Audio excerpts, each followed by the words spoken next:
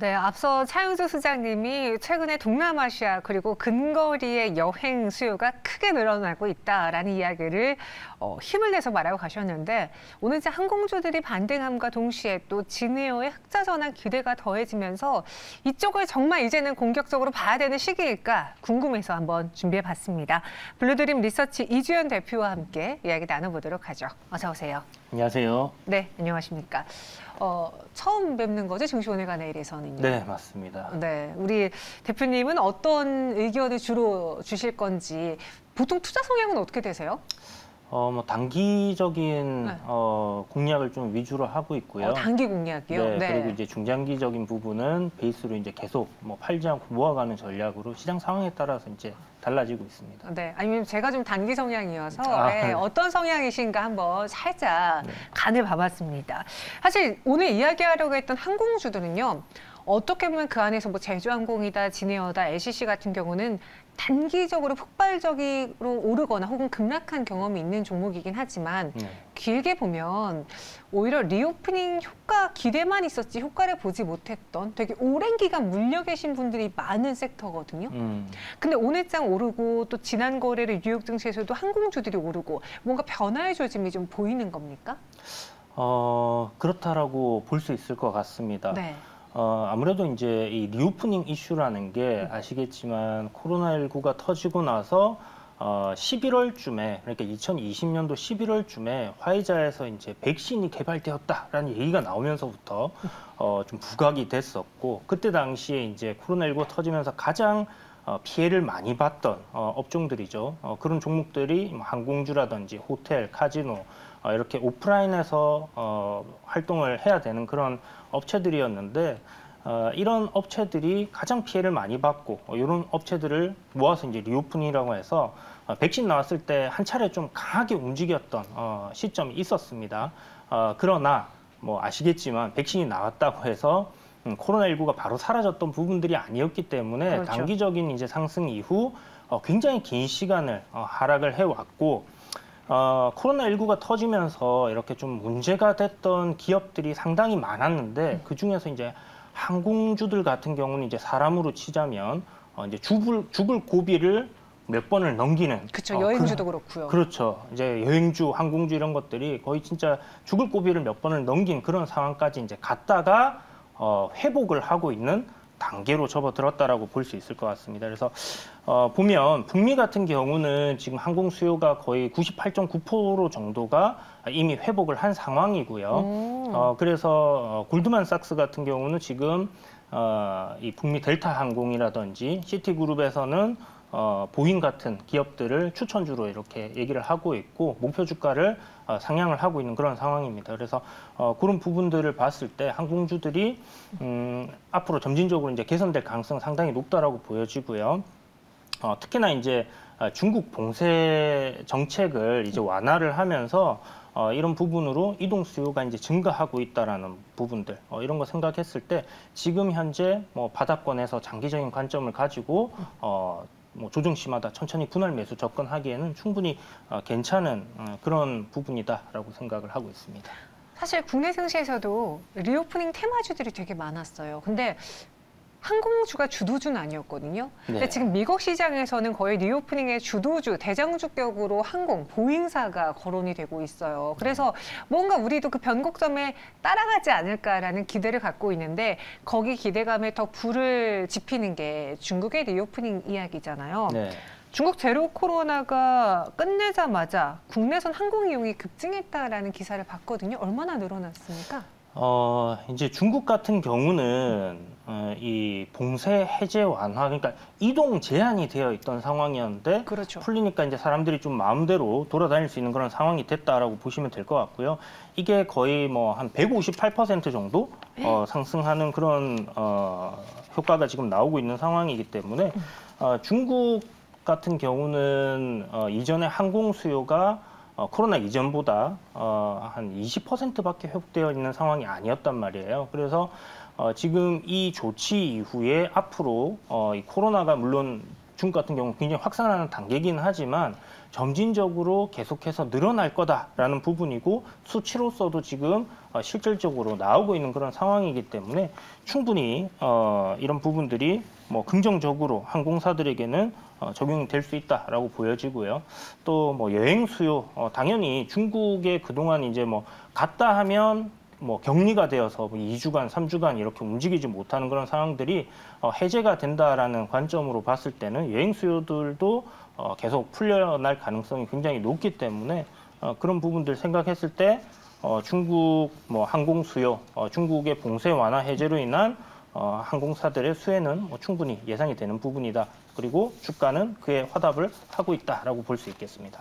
근데 궁금한 게 저도 그래서 여행을 가고 싶으니까 차마 지금 당장 휴가는 못 내고 비행기 표를 알아보고 있어요. 근데 그렇죠. 가격이 너무 여전히 비싸더라고요. 그래서 나처럼 나가고 싶은 사람이 많아서 그냥 가격이 올라간 거구나 하고 봤더니 아직 그 공항이 제대로 돌아가지 않고 있고 또 항공사들의 경우에도 일할 사람이 부족하고 그래서 증편이 다 제대로 되지 않았기 때문에 수요가 쏠리면서 표 구하기가 어려운 거다라는 맞습니다. 이야기가 많던데 네. 오히려 항공사들은 이걸 더 즐기는 거예요? 글쎄요, 이제 즐기지는 않겠죠. 왜냐하면 네. 실적적인 부분이 기존 대비해서 뭐 그렇게 좋은 상황은 아니고 뭐 어떻게 보면 뭐 유지비 절감을 네. 통해서 뭐 이익은 앞으로 계속해서 수요가 쏠리고 가격이 올라가게 되면 증단할 수 있겠지만 그렇게 됐을 때 결국 수요는 줄어들 수밖에 없다라고 봐야 되는 부분이거든요. 쏠림이 분산되니까요. 그렇죠. 네. 그래서 뭐 실질적으로 뭐 미국 북미에서 이제 한국으로 오는 가격들 뭐 보면 좀 싼 표를 찾아보게 되면 100만 원대 이하 비수기에서는 뭐 그렇게도 예전에는 찾아볼 수가 있었단 말이죠. 그런데 코로나19가 터지고 나면서 이 항공 편수를 갖다가 확 줄이면서 실질적으로는 뭐 거의 200만 원 가까이 되는 표를 내고 사람들이 왔다 갔다 해야 되는 그런 상황이었는데 이런 부분들이 저는 앞으로 이제 개선되는 그런 상황으로 간다라고 봐야 될 것 같고요. 뭐 항공 수요는 계속 늘어날 수밖에 없는 그러니까 앞으로 좋아질 수밖에 없는 그런 상황이다라고 봐야 되는 게 맞습니다. 그렇다면 결국은 뭐 고용 당연히 해야 될 거고요. 증편 늘어나겠고요. 당연히 해야 될 거고요. 아시겠지만 지난달인가 일본에서도 이제 격리 뭐 완화하기 시작하면서 해외에서 이제 들어오는 여행객들 받기 시작을 했잖아요. 이런 부분들이 3분기까지는 실적에 반영이 안 되었을 거란 말이죠. 그런데 뭐 우리나라 LCC 항공들 그러니까 저가 항공들 같은 경우는 동남아권 내에서의 이제 여행 수요가 굉장히 많고 그렇죠. 특히나 일본 수요가 굉장히 많기 때문에 이런 부분들이 이제 4분기 실적으로 연결될 수도 있을 것이고요. 수요가 늘어나면 당연히 고용을 더 해야 될 거고 이런 부분들은 뭐 다시 정상화될 가능성 저는 충분히 높다 이렇게 생각하고 있습니다. 저도 이제 소비자의 입장으로서 봤을 때 예전에 제가 일본 갔을 때, 중국 갔을 때 혹은 가까운 동남아시아, 뭐 태국, 다낭 이런 데 갔을 때 굳이 대한항공, 아시아나항공 찾지 않았거든요. 그렇죠. 네, 그 가격이 중요하죠. 네, 맞습니다. 가격이 중요하죠. 그래서 저가 항공사 LCC를 좀 많이 이용했던 걸 생각해 본다면 중국과 일본의 문이 열리면서 가장 환호할 곳들은 LCC인 것 같고 네. 여기 더불어서 그동안 발목을 잡았던 그 유료할증료, 그러니까 유가라던가 환율도 어느 정도 좀 안정세를 찾았잖아요. 맞습니다. 이제 유가 같은 경우는 이제 전쟁 터지면서 네. 그리고 감산을 이제 코로나19라는 부분 때문에 감산을 하면서 이 실질적으로 뭐 그렇게 제조업들이 문제가 되거나 했던 부분들이 없었음에도 불구하고 지레 겁을 먹고 이제 감산을 했던 부분들이 결국 이제 가격을 다시 또 끌어올리는 그런 상황을 만들었는데 물론 뭐 마이너스 유가까지도 우리가 봤었지만 일시적이었고 이런 뭐 유가에 대한 이야기는 정말 많이 있습니다. 지금 중국이 봉쇄 완화 해제하고 앞으로 이 유류에 대한 수요가 늘어날 경우에는 다시 120달러 간다 이런 얘기들이 있거든요. 근데 현재 이제 유가 같은 경우는 뭐 75달러 선에서 움직이고 있는데 제 생각에는 점진적인 하락을 계속 이어나갈 가능성이 높다라고 생각을 하고요.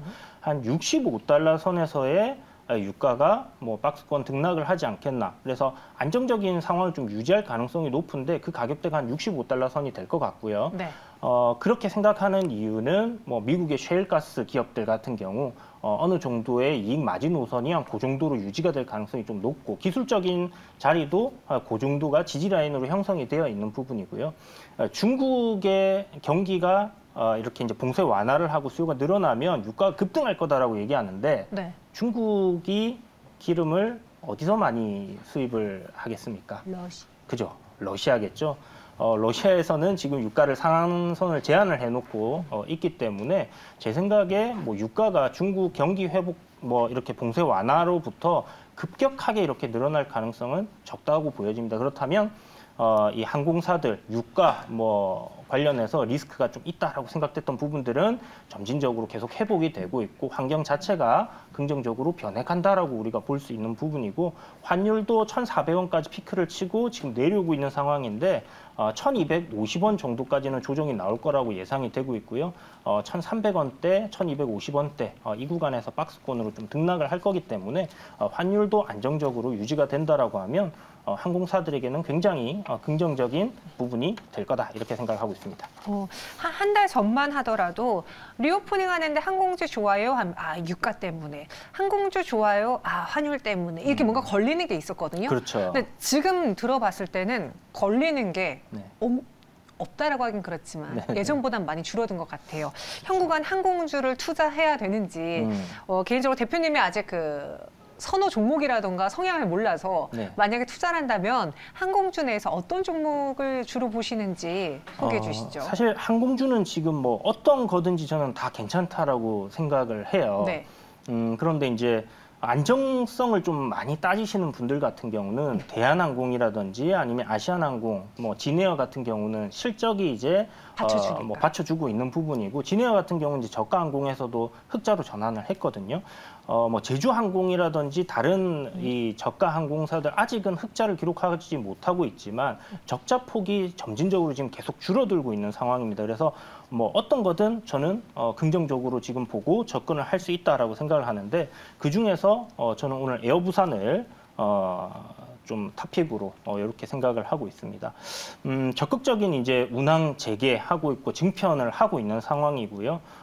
이 서울 수도권 지방을 빼고는 거의 이제 부산에서 출발하는 그런 해외 수요가 많은데 또 일본으로 가는 이제 그런 부분들 거의 에어부산 가장 많은 항공편을 가지고 있기 때문에 이런 부분에서 이제 또 수요가 예상된다라고 볼 수 있겠고요. 지금 잠시 사람들이 생각하지 않는 부분들이 있는데 LCC 항공사들 통폐합한다라는 얘기가 코로나 이전부터 계속 나오고 있었거든요. 그런데 아시아나항공의 자회사기 때문에 부산항공 같은 경우 지금 아시아나항공 매각의 어떤 걸림돌 때문에 떼어내서 이렇게 분리 매각한다라는 이슈가 또 있습니다. 그래서 매각 이슈까지 좀 더해진다라고 했을 때 지금 기술적으로는 바닥권에 있기 때문에 그런 부분들이 주가의 기폭제로 좀 사용될 수도 있지 않겠나라고 생각되고 관련 섹터 전부 다 괜찮아지는 상황이기 때문에 충분히 괜찮은 흐름들이 이어질 가능성이 높다 생각을 하고 에어부산 매수가 한 2,300원 정도 공략해 보시면 좋을 것 같고요. 목표가는 단기적으로 보신다면 뭐 한 3,000원 정도, 조금 긴 안목으로 보신다 하면 5,500원 정도까지 보시면 좋을 것 같고 손절가 뭐 전저점 구간대 이탈한다라면 정리하신다 생각을 하시고 2,080원 정도 이렇게 잡고 대응을 해보시면 좋을 것 같습니다. 근데 제가 아까 좀 걸리는 게 예전보다 많이 줄어들었다라고 했는데 저희 시청자분 중에 한 분이 네. 경기 침체는 안 걸려요라고 네. 하셨어요. 근데 경기 침체 우려감이라고 얘기를 하고 있잖아요. 네. 근데 경기 침체 우려감이지 아직 경기 침체가 온 건 아니란 말이죠. 저는 사실 2023년도 시장은 굉장히 괜찮을 거다라고 생각을 하고 있고요. 네. 금리를 동결하거나 금리 인하를 한다라는 것은 실질적으로 경기 침체가 왔을 때 할 수 있는 부분인데 그런 상황이 왔을 때 증시가 한번 출렁할 겁니다. 그래서 그 전까지는 긍정적인 관점으로 계속 바라볼 필요가 있다 이렇게 생각을 하고 큰 흐름상에서 지금 시장은 바닥을 만드는 상황이고 이런 리오프닝 관련주들은 저점 매수 기회로 우리가 활용을 할 수 있는 부분이고 긴 안목으로 본다면 결국은 정상화될 거다라는 관점으로 접근을 하시면 될 것 같습니다. 그러면은 그 오늘 항공주에 대해서 긍정적으로 말씀해 주셨는데 오늘 같이 여행주들도 좀 상승하고 있어요. 근데 네. 여행은 조금 재무구조 부분에서 많은 분들이 걱정하시는 것 같고 네. 아니 그럼 재무적으로 탄탄하고 다 좋은 카지노주. 근데 네. 카지노주는 이미 가격이 올랐어. 맞아요. 많이 올랐습니다. 네, 라고 볼 수 있잖아요. 저 하단 보십니까? 항공주, 여행주, 카지노주. 네. 투자 매력을 비교해 보자면은 저는 일단 여행주도 괜찮고 카지노주도 괜찮은데요. 네. 일단 뭐 비행기를 타야지. 그 다음에 도착을 할까, 여행을 할까 아닙니까, 그죠? 네. 그리고 뭐 카지노도 즐길 수 있는 부분이다 이렇게 생각을 한다면 항공주 이미 뭐 주가 키 맞추기로 이렇게 가는 부분들이 있을 거기 때문에 네. 유상증자라든지 재무적인 구조 조정을 마친 항공주가 지금 바닥권에서 상승하는 추세에 놓여 있기 때문에 네. 이 흐름은 저는 한동안 이어질 가능성이 높다 이렇게 생각하고 항공주를 조금 더 높게 평가하도록 하겠습니다. 진짜 그 말이 맞네요. 뭐 비행기를 타야지 뭐라도 여행을 하거나 네. 카지노를 갈 텐데 그죠? 혹시 저희가 오늘 이슈로 항공주를 꼽아서 말씀해 주시는 건 아니죠? 그건 아니에요. 카지노주는 이미 뭐 네. 공략을 할 만큼 했고요. 여행주들 같은 경우는 일단 항공주들은 코스피 종목들이 많거든요. 그러면 어찌 됐던 뭐 주가적인 손실은 볼 수 있겠지만 회사가 상폐되는 경우는 피할 수가 있을 거라고 보는데 여행주들은 그렇지 않은 기업들도 꽤나 있기 때문에 네. 그렇다면 뭐 항공주를 보는 게 조금 낫겠다 이렇게 말씀드리겠습니다. 알겠습니다. 이렇게 오늘 대표님을 좀 알 수 있는 시간이었습니다. 네. 네. 항공주에 대한 이야기까지 들어봤고요. 여기서 인사드리도록 하죠. 오늘 설명 고맙습니다. 감사합니다.